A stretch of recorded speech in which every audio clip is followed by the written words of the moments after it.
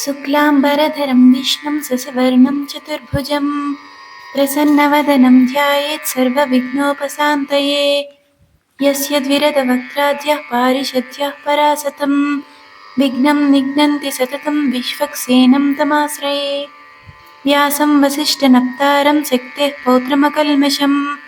पराशरात्मजं वन्दे सुखतातं तपोनिधिं। व्यासाय विष्णुरूपाय व्यासरूपाय विष्णवे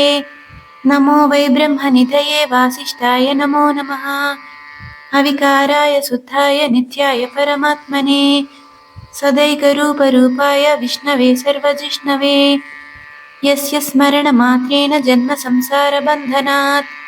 विमुच्यते। नमस्तस्मै विष्णवे प्रभविष्णवे। ॐ नमो विष्णवे प्रभविष्णवे। श्रीवैशम्पायन उवाच श्रुत्वा धर्माणशेषेण पावनानि च सर्वशः युधिष्ठिरशान्तनवं पुनरेवाभ्यभाषत। युधिष्ठिर उवाच किमेकं दैवतं लोके किं वाप्येकं परायणं स्तुवन्तः कं कमर्चन्तः प्राप्नुयुर्मानवा शुभं को धर्मः सर्वधर्माणां भवतः परमो मतः किं जपन्मुच्यते जन्तुर्जन्म संसारबन्धनात्। श्रीभीष्म उवाच जगत्प्रभुं देवदेवम् अनन्तं पुरुषोत्तमं स्तुवन्नाम सहस्रेण पुरुषः सततोदितः तमेव चार्चयन् नित्यं भक्त्या पुरुषमव्ययं ध्यायन् स्तुवन् नमस्यंश्च यजमानस्तमेव च। अनादिनिधनं विष्णुं सर्वलोकमहेश्वरं लोकाध्यक्षं स्तुवन् नित्यं सर्वदुःखादिगो भवेत्। ब्रह्मण्यं सर्वधर्मज्ञं लोकानां कीर्तिवर्धनं लोकनाथं महद्भूतं सर्वभूतभवोद्भवम् एष मे सर्वधर्माणां धर्मोऽधिकतमो मतः यद्भक्त्या पुण्डरीकाक्षं स्तवेरर्चन्नरः सदा।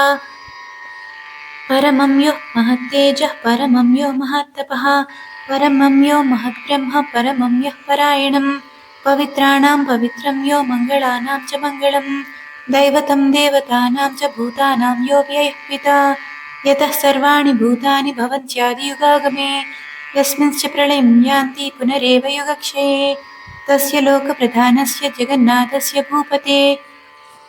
विष्णोर्नाम सहस्रं मे शृणु पापभयापहम् यानि नामानि गौणानि विख्यातानि महात्मनः ऋषिभिः परिगीतानि तानि वक्ष्यामि भूतये। ऋषिर्नाम्नां सहस्रस्य वेदव्यासो महामुनिः छन्दोनुष्टुप् तथा देवो भगवान् देवकीसुतः अमृतांसूद्भवो बीजं शक्तिर्देवकीनन्दनः त्रिसामाहृदयं तस्य सान्त्यर्थे विनियुज्यते। विष्णुं जिष्णुं महाविष्णुं प्रभविष्णुं महेश्वरम् अनेकरूपदैत्यान्तं नमामि पुरुषोत्तमम्। अस्य श्रीविष्णोर्दिव्यसहस्रनामस्तोत्रमहामन्त्रस्य श्रीवेदव्यासो भगवान् ऋषिः अनुष्टुप्छन्दः श्रीमहाविष्णुर्परमात्मा श्रीमन्नारायणो देवता अमृतांसूद्भवो भानुरिति बीजं देवकीनन्दनसृष्टीति शक्तिः उद्भवक्षोभणो देव इति परमो मन्त्रः शङ्खबृन्नन्दकी चक्रीति कीलकं सारङ्गधन्वा गदाधर इत्यस्त्रं रथाङ्गपाणिरक्षोभ्य इति नेत्रं त्रिसामासामगसामेति कवचम् आनन्दं परब्रह्मेति योनिः ऋतुः सुदर्शनः काल इति दिग्बन्धः श्रीविश्वरूप इति ध्यानं श्रीमहाविष्णुप्रीत्यर्थे सहस्रनामजपे विनियोगः। विश्वं विष्णुर्वषट्कारो भूतभव्यभवत्प्रभुः भूतकृद्भूतभृद्भावो भूतात्मा भूतभावनः भूतात्मा परमात्मा च मुक्तानां परमागतिः अव्ययः पुरुषः साक्षी क्षेत्रज्ञोऽक्षर एव च योगो योगविदां नेता प्रधानः पुरुषेश्वरः नारसिंहवपुः श्रीमान् केशवः पुरुषोत्तमः सर्वः शिवस्थाणुः भूतादिर्निधिरव्ययः सम्भवो भावनो भर्ता प्रभवः प्रभुरीश्वरः स्वयंभूशम्भुरादित्यः पुष्कराक्षो महास्वनः अनादिनिधनो दाता विधाता धातुरुत्तमः अप्रमेयो ऋषिकेशः पद्मनाभोऽमरः प्रभुः विश्वकर्मा मनुस्त्वष्टः स्तविष्टः स्तविरो ध्रुवः अग्राह्यः शाश्वतः कृष्णो लोहिताक्षः प्रतर्दनः प्रभूतः त्रिकगुप्तामः पवित्रं मङ्गलं परं ईशानः प्राणदः प्राणो ज्येष्ठः श्रेष्ठः प्रजापतिः हिरण्यगर्भो भूगर्भो माधवो मधुसूदनः ईश्वरो विक्रमी धन्वी मेधावी विक्रमः क्रमः अनुत्तमो दुराधर्षः कृतघ्नः कृतिरात्मवान् सुरेशः शरणं शर्म विश्वरेता प्रजाभवः अजः सर्वेश्वरः सिद्धः सिद्धिः सर्वाधिरच्युतः वृषाकपिरमेयात्मा सर्वयोगविनिसृतः वसुर्वसुमना सत्यः सम्मात्मा संमितः समः अमोघः पुण्डरीकाक्षो वृषकर्मा वृषाकृतिः रुद्रो बहुशिरा बभ्रुः विश्वयोनिषु चिस्रवा अमृता शाश्वतस्ताणु परारोहो महातपा सर्वगः सर्वविद्वानुः विश्वक्सेनो जनार्दनः वेदो वेदविदव्यङ्गो वेदाङ्गो वेदवित्कविः लोकाध्यक्षः सुराध्यक्षो धर्माध्यक्षकृताकृतः चतुरात्मा चतुर्व्यूह चतुर्दंष्ट्रः चतुर्भुजः भ्राजिष्णुः भोजनं भोक्ता सहिष्णुर्जगदाजिजः अनघो विजयो जेता विश्वयोनिः पुनर्वसुः उपेन्द्रो वामनः प्रांशु रमोघ सुचिरूर्जितः मतीन्द्रः सङ्ग्रहो सर्गो धृतात्मा नियमो यमः वेद्यो वैद्यः सदा योगी वीरः माधवो मधुः अतीन्द्रियो महामायो महोत्साहो महाबलः महाबुद्धिः महावीर्यो महाशक्तिर्महाद्युतिः अनिर्देश्य वपुः श्रीमान् अमेयात्मा महाधृतृक् महेश्वासो महीभर्ता श्रीनिवासः सताङ्गतिः अनिरुद्धः सुरानन्दो गोविन्दो गोविदाम्पतिः मरीचिर्तमनोहंसः सुवर्णो भुजगोत्तमः हिरण्यनाभः सुतपास् पद्मनाभः प्रजापतिः अमृत्यो सर्वदृक्सिंहा सन्धाता सन्धिमान् स्थिरः अजो दुर्मर्षणा शास्ता विसृतात्मा सुरारिः गुरुर्गुरुतमो धाम सत्यः सत्यपराक्रमः निमिषो निमिषस्रग्वी वाचस्पतिरुदारतिः अग्रणी ग्रामणी श्रीमान् न्यायो नेता समीरणः सहस्रमूर्धा विश्वात्मा सहस्राक्ष सहस्रपात् आवर्तनो निवृतात्मा संवृतः सम्प्रमर्दनः अहः संवर्तको वह्नि अनिलो धरणीधरः सुप्रसादः प्रसन्नात्मा विश्वदृक् विश्वभुक् विभुः सत्कर्ता सत्कृता साधुः जह्नुर्नारायणो नरः असङ्ख्येयो प्रमेयात्मा विशिष्टः शिष्टकृच्छुचिः सिद्धार्थः सिद्धसङ्कल्पः सिद्धिदः सिद्धिसाधनः वृषा हि वृषभो विष्णुर्वृषपर्वो वृषोधरः वर्धनो वर्धमानश्च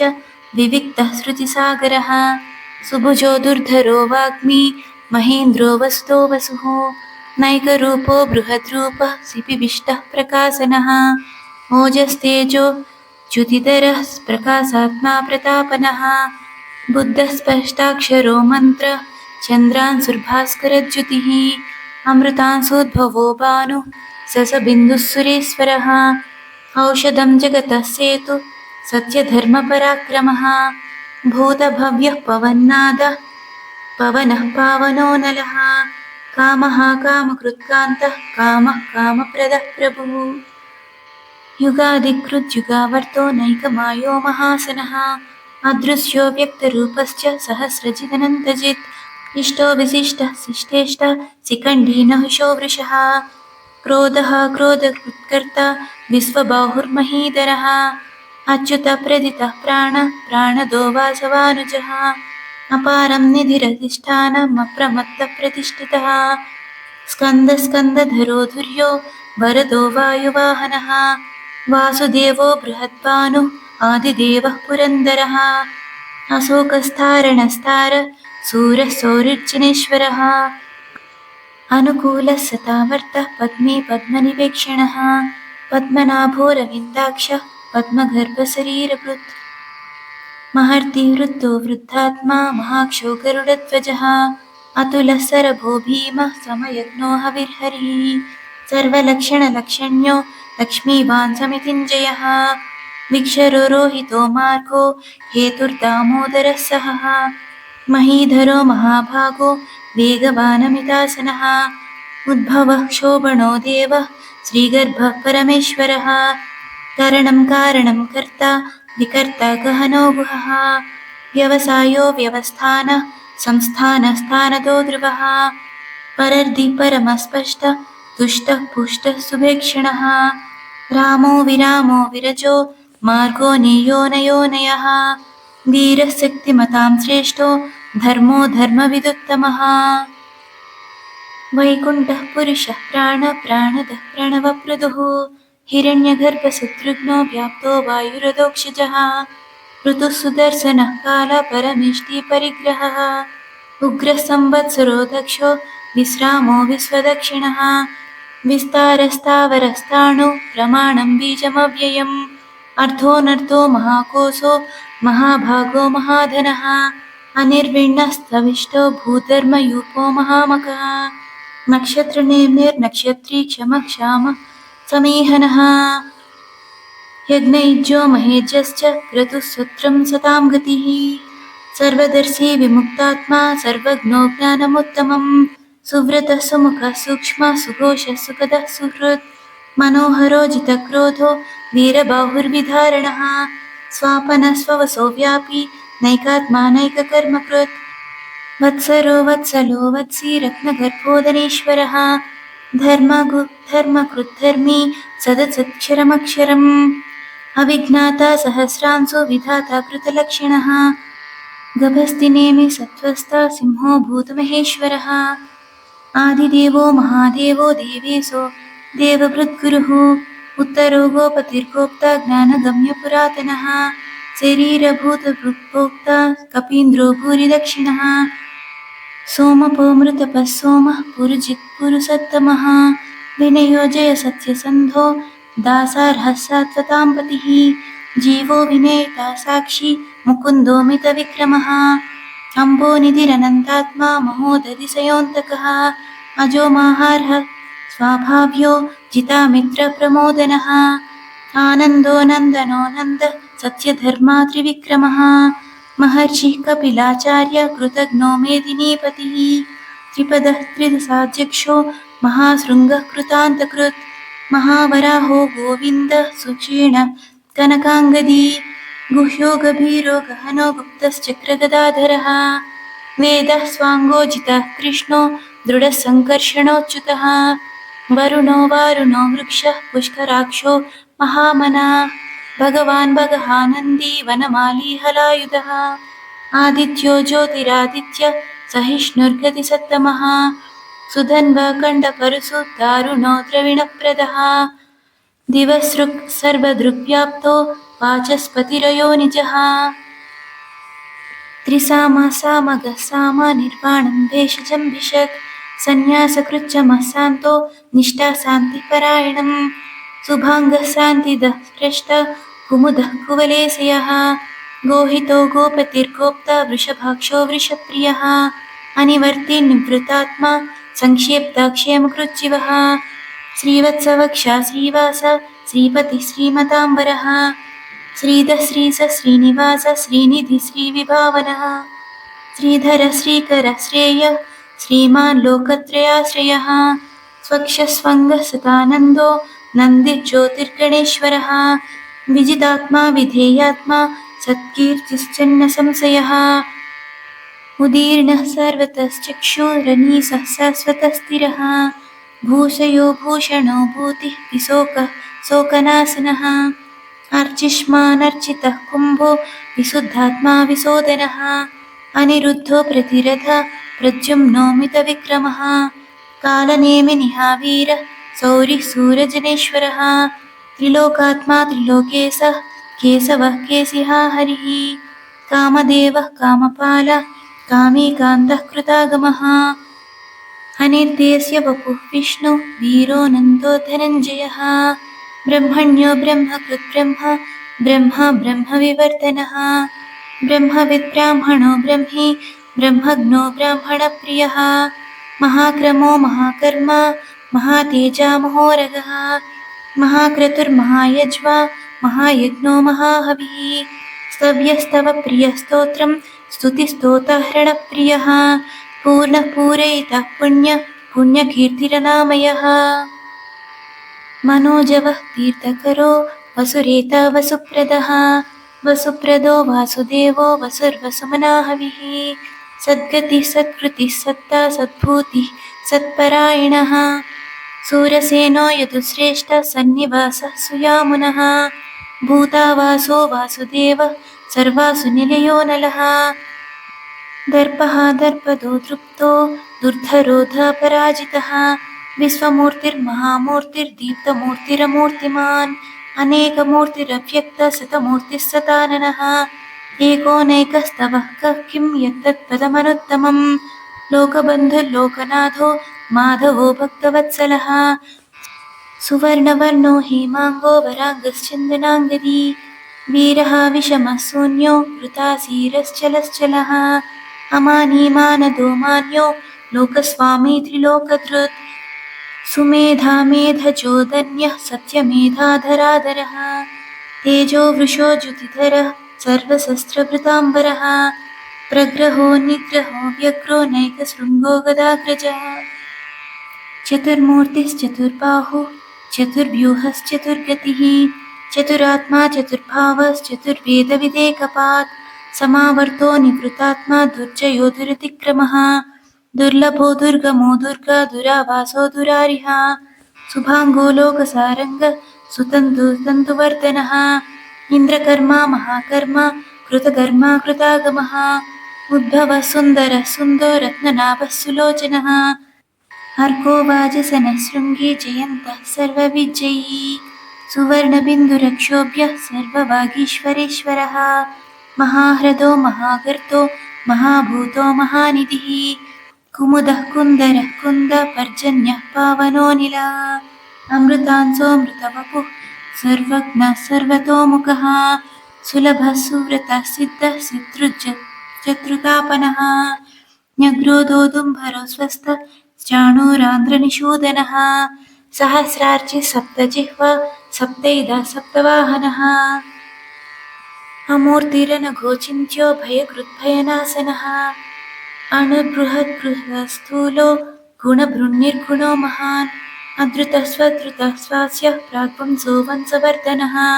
भारभृत्कथितो योगी योगी सः सर्वकामदः आश्रमश्रमणक्षाम सुवर्णो वायुवाहनः धनुर्धरो धनुर्वेदो दण्डो दमेतादमः अपराजितः सर्वसहो नियन्ता नियमो यमः सत्त्ववान् सात्विकः सत्यधर्मपरायण अभिप्राय प्रियार्होर्ह प्रियकृत्प्रीतिवर्धनः विहाय सगतर्ज्योतिः सुरुचि हुतभुग्विभुः रविर्विलोचनः सूर्यः सविता रविलोचना अनन्तो हुतभुक्भोक्ता सुखदो नैकजोऽग्रजः अनिर्विण्णः सदामर्षि लोकाधिष्ठानमद्भुतः सनातनतमः कपिलः कपिरव्ययः स्वस्तिदः स्वस्तिकृत्स्वस्ति स्वस्तिभुक् स्वस्ति दक्षिणः अरौद्रकुण्डलीचक्री विक्रमोचितशासनः शब्दातिकः सप्तसः शिशिरः सर्वरीकरः अक्रूराभेसलो दक्षो दक्षिणः क्षमिणाम्बरः विद्वत्तमो वीतभयः स्फुरण्यश्रवणकीर्तनः उत्तारणो दुष्कृतिः पुण्यो दुःस्वप्ननाशनः वीरः रक्षणः सन्तो जीवनः पर्यवस्थितः अनन्तरूपोऽनन्तश्री चितिर्मन्युर्भयापः चतुरस्रो गभीरात्मा विदिशोऽव्यादिशोदिशः अनादिर्भूर्भुवो लक्ष्मी सुवीरो रुचिराङ्गदः जननो जनजन्मादिर्भीमो भीमपराक्रमः आधारनिलयो धाता पुष्पहासः प्रजागरः ऊर्ध्वगः सत्पदाचारः प्राणदः प्रणवः पणः प्रमाणं प्राणनिलयः प्राणकृत् प्राणजीवनः तत्त्वं तत्त्वविदेकात्मा जन्ममृत्युजरातिगः भूर्भुवः स्वस्तरुस्तारः सविता प्रपितामहः यज्ञो यज्ञपतिर्यज्वा यज्ञाङ्गो यज्ञवाहनः यज्ञभृग्यज्ञकृत्यग्नि यज्ञभुग्यज्ञसाधनः यज्ञान्तकृत्यज्ञगुह्यमन्नमन्नाद एव च आत्मयोनि स्वयं जातो वैखान सामगायनः देवकीनन्दनः श्रेष्ठाक्षितीसः पापनाशनः शङ्खबृन्नन्दकी चक्री सारङ्गधन्वा गदाधरः रथाङ्गपाणिरक्षोभ्यः सर्वप्रहरणायुधः वनमाली गदी साङ्गी सङ्खी चक्री च नन्दकी श्रीमन्नारायणो विष्णुः वासुदेवोऽभिरक्षतुः शङ्खबृन्नन्दकी चक्री सारङ्गधन्वा गदाधरः रथाङ्गपाणिरक्षोभ्यः सर्वप्रहरणायुधः वनमाली गदी साङ्गी सङ्खी चक्री च नन्दकी श्रीमन्नारायणो विष्णुर्वासुदेवो विरक्षतुः। अर्जुन उवाच पद्मपत्रविशालाक्ष पद्मनाभसुरोत्तम भक्तानामनुरक्तानां त्राता भव जनार्दन। श्रीभगवानुवाच यो मां नाम सहस्रेण स्तोतुमिच्छति पाण्डव सोऽहमेकेन श्लोकेन स्तुत एव न संशयः ॐ नम इति। व्यास उवाच वासनाद्वासुदेवस्य वासितान्ते भुवनत्रयं सर्वभूतनिवासोऽसि वासुदेव नमोऽस्तु ते। श्रीवासुदेव नमोऽस्तु ते ॐ नम इति। पार्वत्युवाच केनोपायेन लघुना विष्णोर्नाम सहस्रकं पठ्यते पण्डितैर्नित्यं श्रोतुमिच्छाम्यहं प्रभो। ईश्वर उवाच श्रीराम राम रामेति रमे रामे मनोरमे सहस्रनाम तत्तुल्यं रामनाम वरानने। श्रीरामनामवरानन ॐ नम इति। ब्रह्मोवाच नमोऽस्तनन्ताय सहस्रमूर्तये सहस्रपादाक्षि शिरोरबाहवे सहस्रनाम्ने पुरुषाय शाश्वते सहस्रकोटियुगधारिणे नमः। सहस्रकोटियुगधारिणे ॐ नम इति। सञ्जय उवाच यत्र योगेश्वरः कृष्णो यत्र पार्थो धनुर्धरः तत्र श्रीर्विजयो भूतिर्ध्रुवा नीतिर्मतिर्मम। श्रीभगवानुवाच अनन्याश्चिन्तयन्तो मां ये जनाः पर्युपासते तेषां नित्याभियुक्तानां योगक्षेमं वहाम्यहम्। परित्राणाय साधूनां विनाशाय च दुष्कृतां धर्मसंस्थापनार्थाय सम्भवामि युगे युगे। आर्ता विषण्णा शिथिलाश्च भीताः घोरेषु च व्याधिषु वर्तमाना सङ्कीर्तनारायण शब्दमात्रं विमुक्तदुःखा सुखिनो भवन्तु। कायेन वाचा मनसेन्द्रियैर्वा बुद्ध्यात्मना वा प्रकृते स्वभावात् करोमि यद्यत् सकलं परस्मै नारायणायेति समर्पयामि।